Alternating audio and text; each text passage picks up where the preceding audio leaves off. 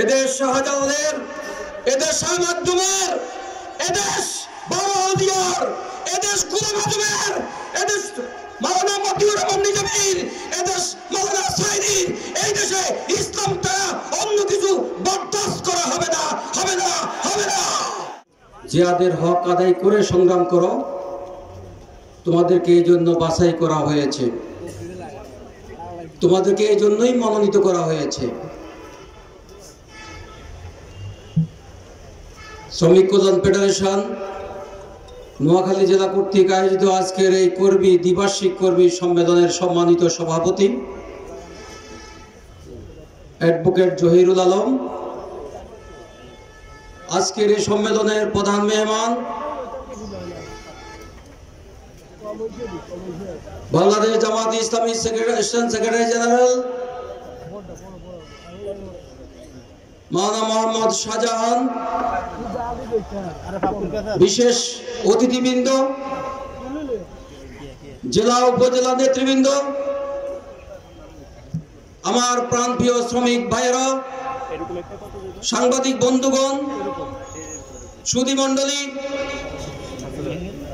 প্রশাসনের কর্মী ভাইয়েরা, আসসালামু আলাইকুম ওয়া রাহমাতুল্লাহ। আল্লাহ রাব্বুল আলামিনের দরবারে শুকর আদায় করছি, যে ময়দানে আমাদের আবির্ভাব আবার 17 বছর পর এই মাঠ প্রতি বছর এই ধরনের প্যান্ডেল করে সাইদি সাহেব এখানে আলোচনা করতেন। জালেম ফ্যাসিস্ট অন্যায়ভাবে আমাদের প্রথম পর্যায়ের সাইদি সাহেব সহ, গোলাম আজম সহ, নিজামী সাহেব সহ 11 জন দায়িত্বশীলকে হত্যা করেছিল, তারা শহীদ করে দিয়েছিল। তারা মনে করেছিল নমরুদের মতো, ফেরাউনের মতো, আবু জেহেলের মতো ইসলামী নেতৃবৃন্দকে খুন করে তারা ময়দান দখল করে দেবে, ইসলামী আন্দোলনকে রুখে দেবে।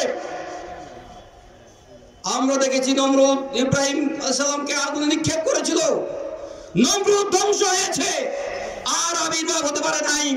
ফেরাউন মূসাকে দেশ ছাড়া করেছে, ফেরাউন ধ্বংস হয়েছে, আর আবির্ভূত হতে পারে নাই।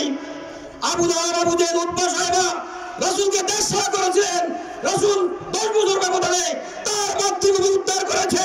আবু জেহেল, আবু লাহাবরা বাংলার মাটিতে, পৃথিবীর মাটি থেকে নিশ্চিত হয়েছে। ঠিক তেমনি ভাবে জামাত ইসলামীকে দুইবার আইয়ুব খান নিষিদ্ধ করেছিল, আইয়ুব খান নিশ্চিত হয়েছে। শেখ মুজিবুর রহমান জামাত ইসলামীকে নিষিদ্ধ করেছিল, শেখ মুজিবের জানাজায় মানুষ আসে নাই, ফেরাউনের পতন হয়েছিল। আবার জামাত ইসলামীকে 1 আগস্ট শেখ হাসিনা নিষিদ্ধ করেছিল, মাত্র 3 দিনের ব্যবধানে শেখ হাসিনা বাংলা ছাড়তে হয়েছে। বঙ্গভবনে জামাত ইসলামী এসে হাজির হয়েছে। সম্মানিত ভাইরা, শুধু শেখ হাসিনা বাংলা ছাড়ে নাই, তার 350 জন সংসদ সদস্য দেশ ছাড়া হয়েছে, তার মন্ত্রী পরিষদ দেশ ছাড়া হয়েছে, তার গুন্ডা বাহিনী দেশ ছাড়া হয়েছে, তার আওয়ামী সন্ত্রাসীরা দেশ ছাড়া হয়েছে, এবং কোন কালেই কোন সন্ত্রাসী সন্ত্রাস করে দেশে থাকতে পারে নাই। সম্মানিত ভাইরা, আমি আপনাদেরকে জিজ্ঞাসা করি, এই জমিন কার? এই জমিনে হুকুম চলবে কার? এদেশ শাহজালালের, এদেশ শাহ মাকদুমের, এদেশ বাংলাদেশের, এদেশ গোলাম আজমের, এদেশ মাওলানা মতিউর রহমান নিজামীর, এদেশ মাওলানা সাইদির, এই দেশে ইসলামটা অন্য কিছু বরদাস্ত করা হবে না, হবে না, হবে না।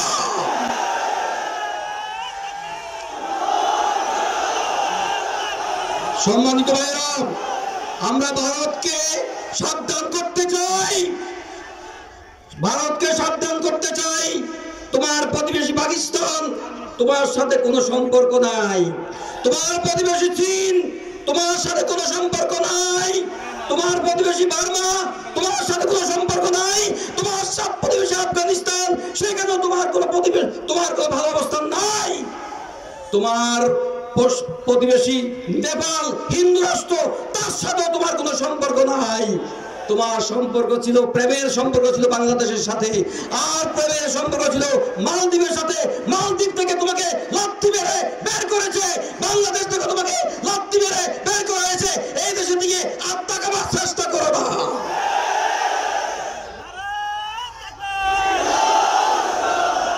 সম্মানিত ভাইরা, সম্মানিত ভাইরা, আমি বলে দিতে চাই, আমরা শুনতে পেয়েছি অডিও রেকর্ড, শেখ হাসিনা বলেছেন আমি শর্ট করে বাংলাদেশে ঢুকে যাব। তোমাকে আসতে হবে না, তোমাকে বাংলাদেশে আনা হবে, তোমাকে বাংলাদেশের প্রতি ফোঁটা রক্তের, প্রত্যেকটি ফোঁটা রক্তের বিচার করে ছাড়বো ইনশাআল্লাহ। সম্মানিত ভাইয়েরা, আমি শ্রমিক ভাইদেরকে অনুরোধ করছি, আমাদেরকে প্রতিটি ঘরে ঘরে প্রতিটি শ্রমিক ভাইয়ের কাছে যেতে হবে, দিনের দাওয়াত দিয়ে, আল্লাহর পক্ষ থেকে দাওয়াত দিয়ে প্রত্যেককে দিনের কথা বুঝাতে হবে, কোরআনের রাজ কায়েম করার জন্য সিদ্ধান্ত নিতে হবে। আমরা কারা কারা কোরআন পরিচয় করতে চাই? হাত তুলুন। নারায়ে তাকবীর, নারায়ে তাকবীর। আল কোরআনের আলো ঘরে ঘরে জ্বালো, আল হাদিসের আলো ঘরে ঘরে জ্বালো। ধন্যবাদ সবাইকে, আসসালামু আলাইকুম।